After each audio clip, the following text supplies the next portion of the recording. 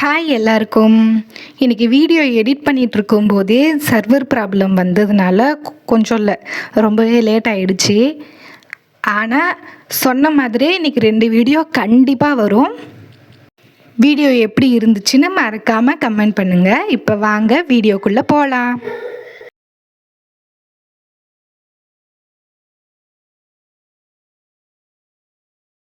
அப்பா, நான் எதிர்பார்க்கவே இல்லை நீங்க இவ்வளோ பெரிய விஷயம் எங்களுக்காக செய்வீங்கன்னு.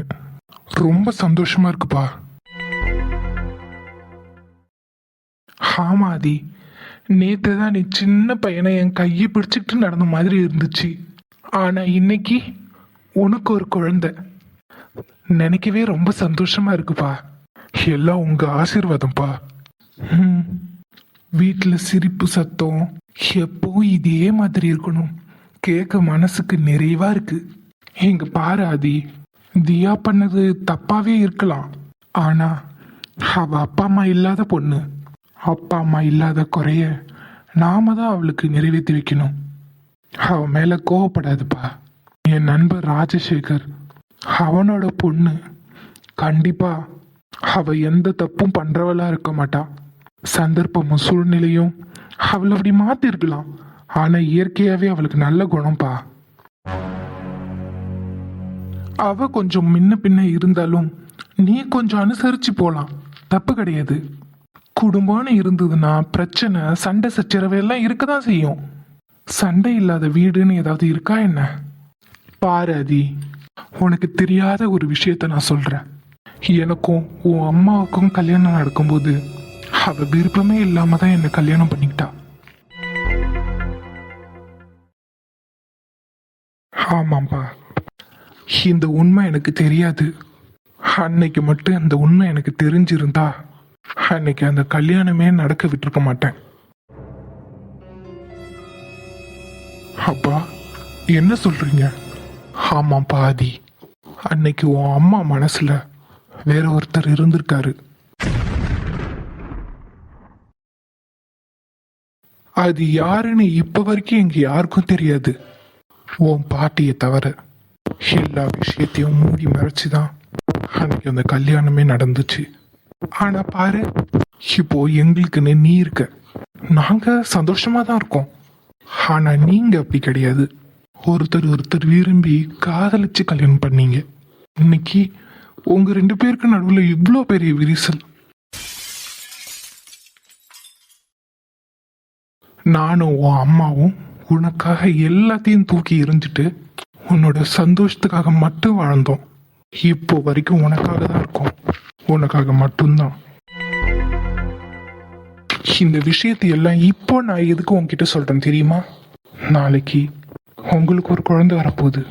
உங்க 2 பேரையும் நம்பி வர்ற அந்த உயிரை ஏமாத்திடாதீங்க. எல்லாத்துக்கும் பெரிய சொல்யூஷன் கிடையாது. நீங்க 2 பேரும் ஒத்துமையா சந்தோஷமா இருந்தாதான் அந்த குழந்தையும் சந்தோஷமா இருக்கும். பார்த்து புரிஞ்சு நடந்துக்கோ. நான் சொல்றது உனக்கு புரியும்னு நினைக்கிறேன்.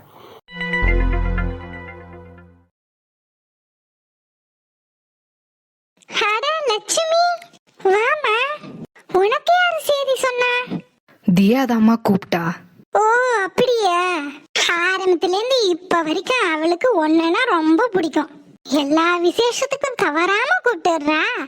ஆமாம்மா, தியா அந்த ஊருக்கு வந்ததுலேருந்து இப்போ வரைக்கும் என்னை எல்லா நல்ல காரியத்துக்கும் கூப்பிட்டுருவா. அதான் பார்த்தனே. வாமா விஜயா. வரேன்க்கா. ஊருக்காரவங்க யாரையும் கூப்பிடல. ஃபங்க்ஷனை சிம்பிளா வச்சுக்கலான்னு குடும்பத்துல இருக்கிறவர்களை மட்டும் கூப்பிட்டோம். தியாவுக்கு சொந்தக்காரவங்க நீங்க 2 பேர் தானா? அப்பா அம்மா இல்லாத பொண்ணு பாத்தியலா, அதான் அவ கூப்பிட்ட உடனே வந்துட்டோம். அது சரி. ஏதோ பந்தியில சோறு போடுறாவன்னு சொல்லியிருப்பாவ, உடனே கிளம்பி வந்திருப்பிய.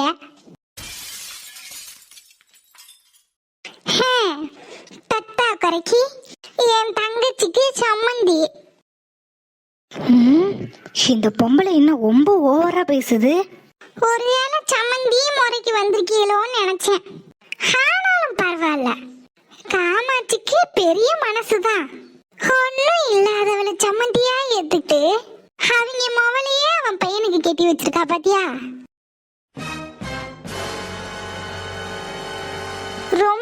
மனசுதான் அவளுக்கு. நீ சொல்லு லட்சுமி, யாருக்கு அம்புட்டு பெரிய மனசு வரும்? அம்மா, நான் தியாவை பார்க்க தான் வந்தேன்.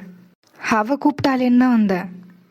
அப்பா அம்மா இல்லாத பொண்ணு, அவளுக்குன்னு யாருமே இல்லைன்னு நினச்சிடக்கூடாது பார்த்தீங்களா? அதுக்காக தான் எம்புட்டு தூரம் வந்திருக்கோம். மற்றபடி ஓசிச்சோறு சாப்பிட்றதுக்காக வரல. ஒண்ணு இல்லாட்டியும் லட்சுமிக்கு அம்புட்டு வீராப்பு இருக்கு. ஓசி சோறுன்னு சொன்னதும் கோவம் பொத்துக்கிட்டு வருது. ஒண்ணு இல்லாட்டியும் கோத்துக்கு குறைச்ச கிடையாது. இல்ல லட்சுமி, போ போ, தியா உள்ளதான் இருக்கா, போய் பாரு.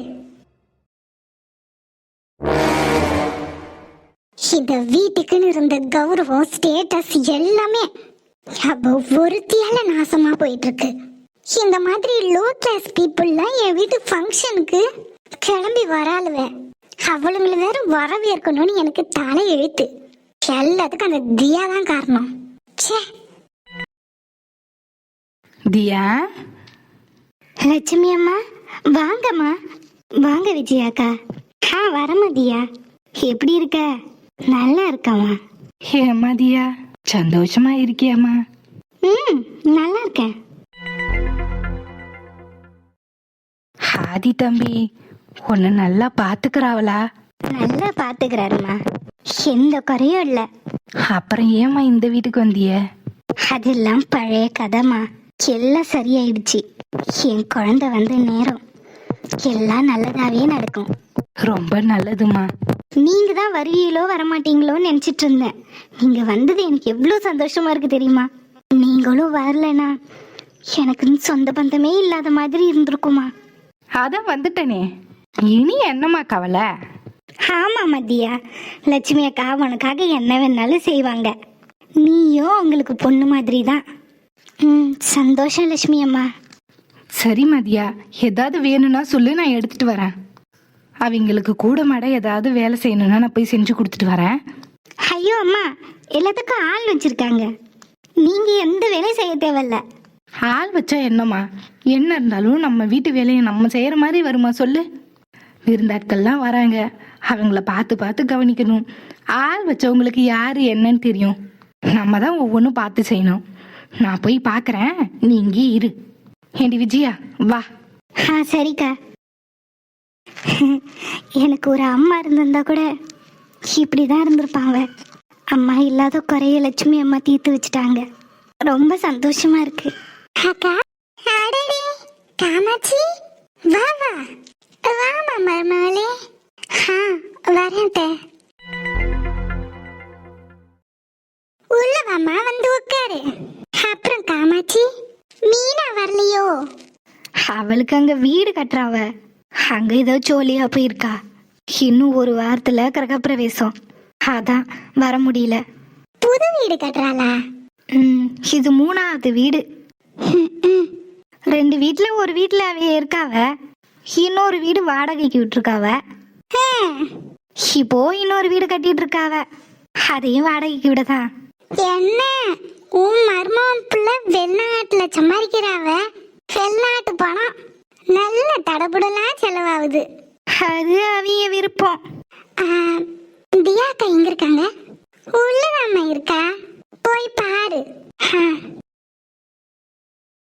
ஏண்டி காமாட்சி, இது என்ன ஒரு விசேஷத்து அதுமா சுடிதார் போட்டுட்டு வந்திருக்கா? ஏன் அவகிட்ட சேலை எதுவும் இல்லையோ? காலையில அதை கேட்க போய் தான் ஏமாவும் என்கிட்ட சண்டைக்கு வாரான். ஒரு நல்ல காரியத்துக்கு போறோம், சேலை கட்டிக்கிட்டு வான்னு சொன்னா அதுக்கு நான் பஞ்சாயத்தை கூட்டுறானா. அதுக்குதான் நம்ம ஸ்டேட்டஸ்க்கு ஏற்ற மாதிரி பொண்ணு பார்க்கணும்ன்றது. அவன் தான் ஏதோ சொல்றானா, நீங்களும் சரின்னு சொல்லி கட்டி வச்சிட்டீங்க. இப்ப பாரு, என்னத்த சொல்ல, நான் பெத்தவனும் அப்படி இருக்கு, நீ பெத்தவனும் அப்படி இருக்கு. எல்லாம் நேரம்க்கா, என்ன பண்றது போ. ஹதினா, ஹே அர்ஜுன் வா. ஹதினா, நான் உங்ககிட்ட ஒன்று சொல்லட்டுமா? என்னடா?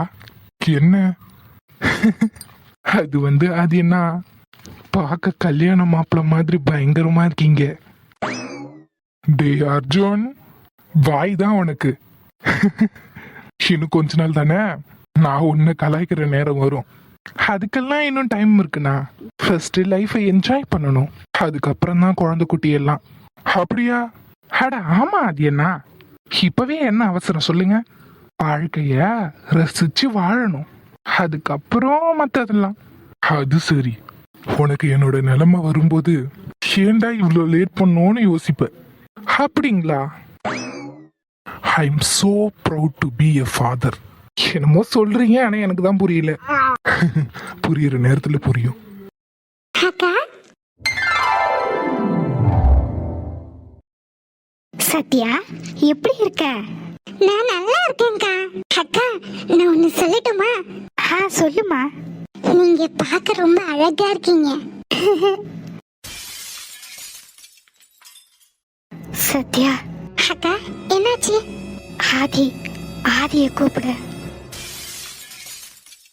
அக்கா, என்னாச்சு? கொஞ்சம் சீக்கிரம் ஆதியை கூப்பிடு. அக்கா, மாமா, ஆதி மாமா. அக்கா, என்னாச்சுக்கா? அக்கா சொல்லுங்க, என்னாச்சு? தியா, என்னாச்சுமா? ஆதி முடியல. தியா, என்னாச்சு? முடியல ஆதி. ஹாஸ்பிட்டல் போலாம். ஒன்றும் இல்லை.